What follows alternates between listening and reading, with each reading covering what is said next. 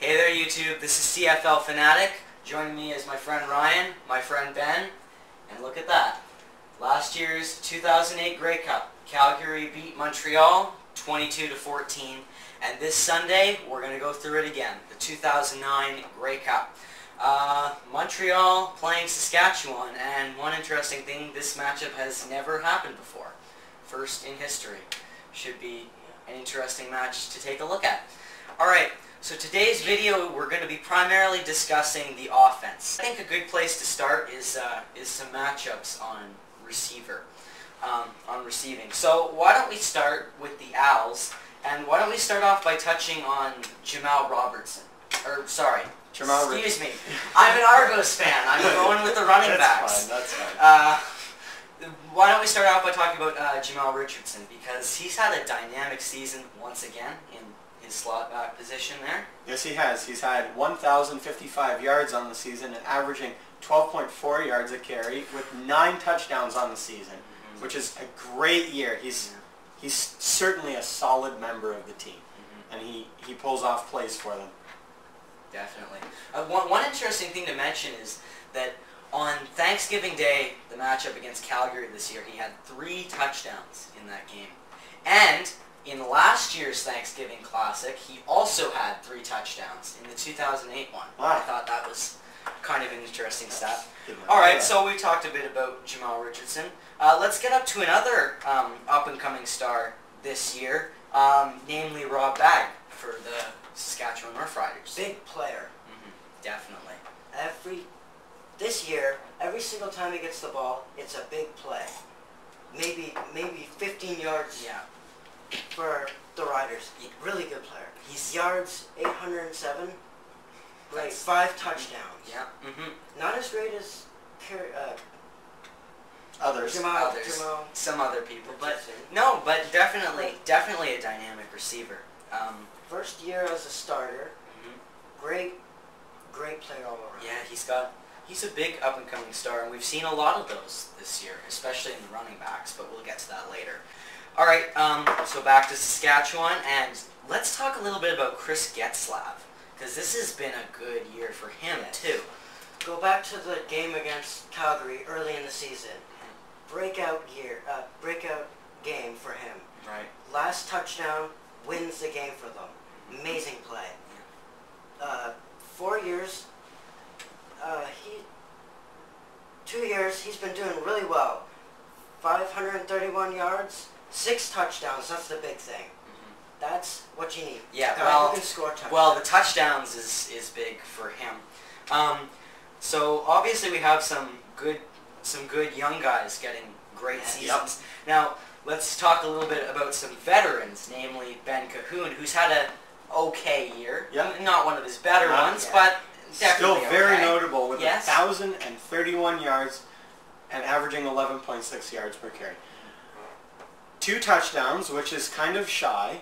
So I wouldn't give him a thumbs up for that, but 12 years, not the best year, but I think he'll pull off some great plays. In his defense, though, I mean, when you're Calvillo and you're looking down the field and you got all this, he's been kind of overshadowed a little bit. Yeah, he has. Alright, now I want to talk about another dynamic receiver. He was there last year, and he's always a fun receiver to watch. Andy Fantus for Saskatchewan.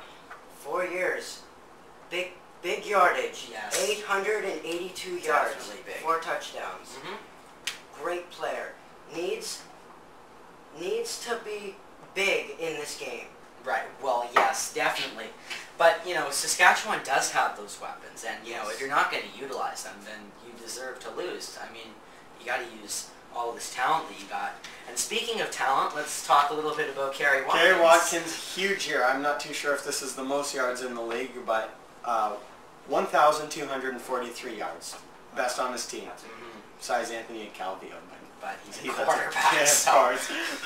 Averaging 15.3 yards per carry and 9 touchdowns. Sorry, nope, read the wrong person. 8 touchdowns. 8 touchdowns. There we go. Still impressive, though. Yeah, definitely. That's for sure. If they don't watch him too closely, he's gonna sweep them. Yeah, he not only has very good hands. He catches the ball really He well. breaks tackles He breaks and he gets tackles. around people. I bring up last week against Yeah. BC where he caught that bomb from like 40 yards back, then Somebody- broke the tackle, and got juked another out 2 guys. 50 yards on the play. So quite interesting. Now, obviously lots of talent, and unfortunately there's a lot of talent that for Saskatchewan that kind of got missed out. Unfortunately with Weston Dressler, that injury was a big blow to the Riders' receiving corps. If he was playing right now, they would not have lost the game against Hamilton because he would have been there. He would have been playing. I don't know about that. Well, the injury really hurts. I don't know if it was just Dressler that lost on that game, though. They looked pretty ugly that whole day. Yeah. I mean, let's be honest. Okay, so Dressler, unfortunate loss for them. Now, the Alouettes, on the other hand, they've gained a vital asset in Andrew Hawkins. All right, let's read these stats. Now, 131 yards, but may I remind you that these yards are when it counts, and he can do. These yards aren't just from passing and, you know, getting the ball from a pass. He's so versatile, and he's such an asset to the team. Last week, the reverse against BC was just beautiful. It made me cry, actually. Okay, so with that, we'll move on to the quarterbacks. What can I say about Why don't we start with Calvillo? All right, we might as well.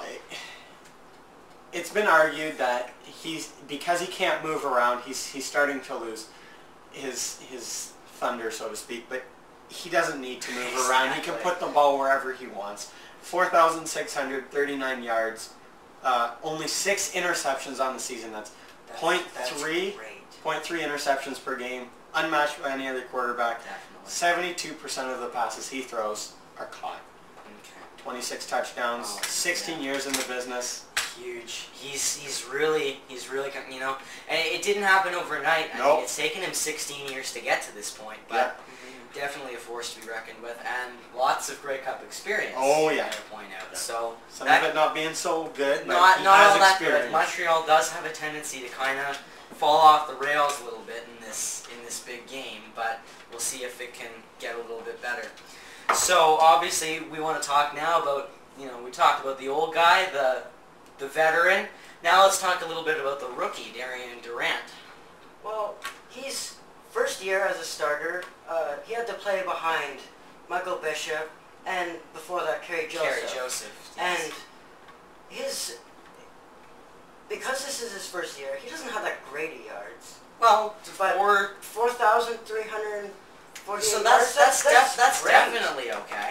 That's definitely fine. Yep. Yes. Nothing wrong with that. Pretty good. Yep. And his touchdowns are amazing. 24 passing touchdowns. Yes, very good. Very solid. Very close to Calvillo too. Now, completion rate is 60%.